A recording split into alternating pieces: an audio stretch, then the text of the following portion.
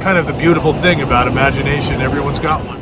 It follows a crew of, I guess you could call them treasure hunters. I don't think they were pirates, just a crew of honest treasurepreneurs. Is that a word? It should be. He starts to see the water become less dark, finally. It starts to get lighter, and it starts to feel almost pristine and clear. There's so much we can't explain. Maybe there is some kind of sunset city living below. Welcome back to the channel. This is maybe the best sound in the world. The breath of the ocean. It reminds you that no matter what's going on in your life or what you're feeling, someone else was going through that and they came here. And someone before them did that. And they got through their problems, just like you will, just like I do. So much in that sound. It holds a lot of history in it. These are my favorite days at the ocean.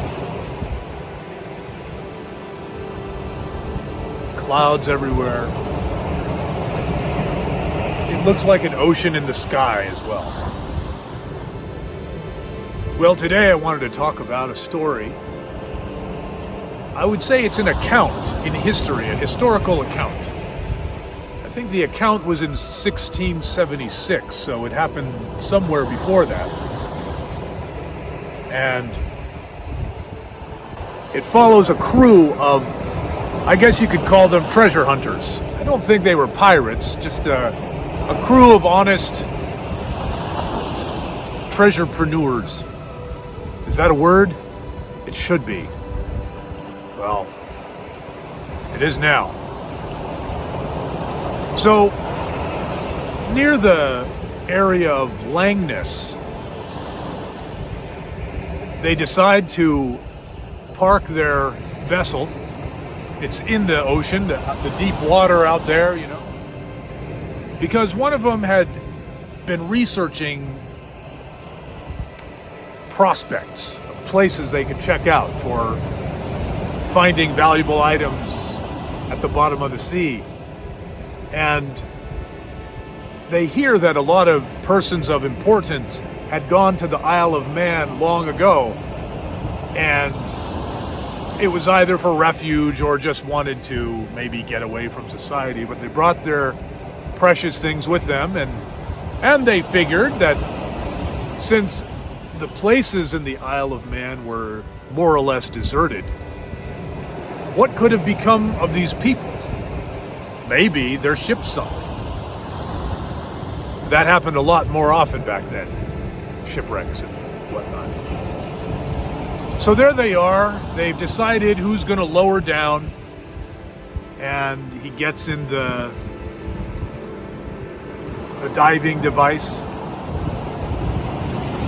and they're lowering it with rope, and they've got a special signal that, you know, he'll pull, and then they've got to pull him back up. You know how it goes. Then he's reached the bottom. Remember, they can see the Isle of Man, and they've kind of worked out there are certain places that they want to explore. And they lower him down, and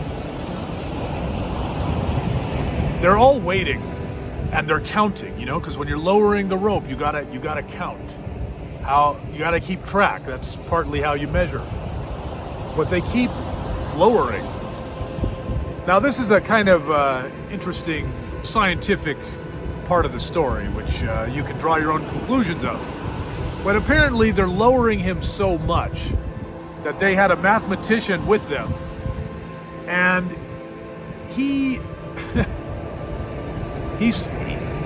calculated that the amount that this man had gone down without giving any signal was attuned to twice the distance of the Earth to the moon. and they still weren't out of rope. Which I guess means the ships back then carried enough rope to travel to the moon and back. Huh. I guess they were more advanced there. Anyways, they decide they're getting worried, and they decide that they're going to pull this rope back up. Now, they didn't just randomly decide I should back up. They ran out of rope. That's how deep we are. There's no more rope left. So they're pulling him back up. And then they finally get the diving device. The man is in it, and he is fine physically. But he's very troubled. And they ask him why. What's the matter? And he said, if you had just let me for a little longer, I would have brought back so many fortunes.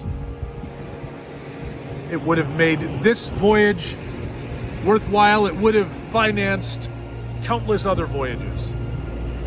They're like, what are you talking about? And then he proceeds to tell them of his journey. He's lowering down into the water. Everything's dark, and he's looking through the windows of his flotation device. And he starts to see the water become less dark, finally. It starts to get lighter, and it starts to feel almost pristine and clear. And he sees this amazing city. And it looks like it's untouched by time, which in a way, I guess you could say it is. And he started to look at all the structures, and he half expected them to be made of brick, or at least rock. But they weren't made of any kinds of building materials that he'd ever seen. And as he examined them closer from his window, he realized they were made of mother of pearl. Can you imagine a whole city just made of pearl? And he's able to lower his device, and he's able to, get his diving outfit on, and he is walking around in that big bulky, diving bit, and he begins to explore. He's looking around, and he goes into these different places, and it's all completely deserted. It's kind of eerie, and the whole place almost feels like there's a warmth of light. It's almost like the place is in an eternal sunset.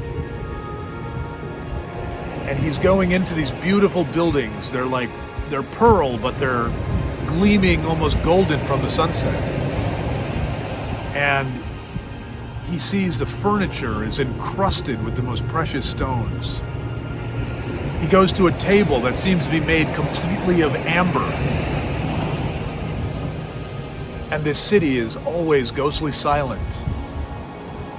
And finally, as he's being so transfixed by the different thrones and chairs and all the jewels that are all over the place, and he sees turquoise and jade and anything you could desire materially in terms of precious gems,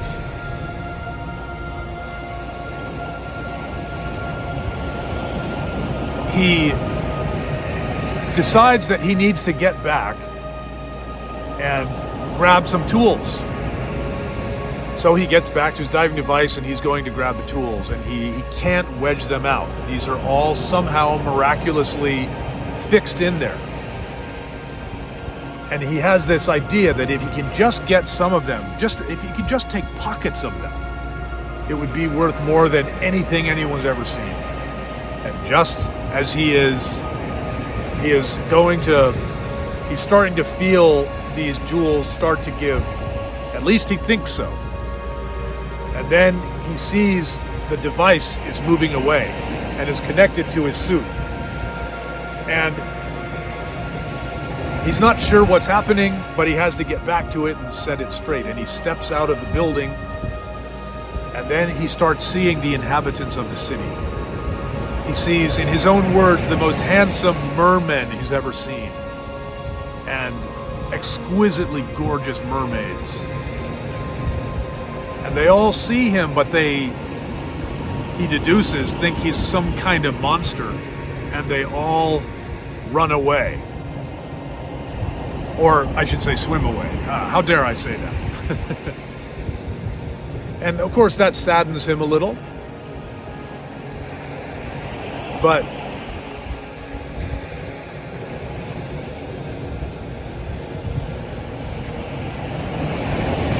of course that saddens him, but he is nevertheless transfixed and grateful that he gets to see this absolutely stunning sight. He's in a place that you can only imagine in your dreams. But then he feels a tug on his line.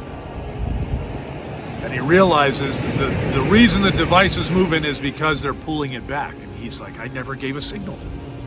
And he's very distressed, and he gets back into the device, and they pull him up. And he describes to them this story. Of course, there they are on the ship, completely transfixed by his story. They are mesmerized. They can't believe it. And it is said that he wasted away in his life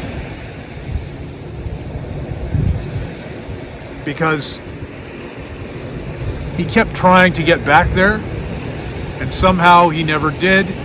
And once the hope of ever getting back there never returned,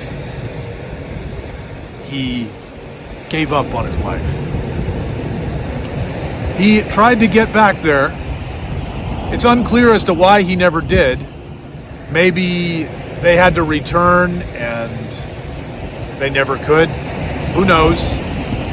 But I think what's really haunting with that is that he wasted away because he had no more hope of ever getting there. Those troubles he felt from being ripped away just never left him. Maybe he was enchanted by some kind of spell.